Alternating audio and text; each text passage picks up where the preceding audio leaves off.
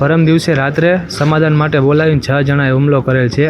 2 અન્ય શખ્સ છે એમાં, ને 4 જણા છે એ અનિલ રમેશભાઈ પરમાર, સુનિલ રમેશભાઈ પરમાર, રમેશભાઈ નાનજીભાઈ પરમાર ને ભરતભાઈ નાનજીભાઈ પરમાર। એ અનિલ રહ્યો ને મારે ત્યાં કામ કરતો હતો, પછી 1-2 વાર ચોરી કરી એટલે મેં એને કારખાનાથી કાઢી મૂક્યો। પછી મારા વેપારીમાં ખોટી રીતના ભાવ નહીં બગાડતો હતો ને વેપારી પાસે જઈને અમારું ખરાબ કહેતો હતો, એટલે અમે એને સમજાવવાની કોશિશ કરતા હતા।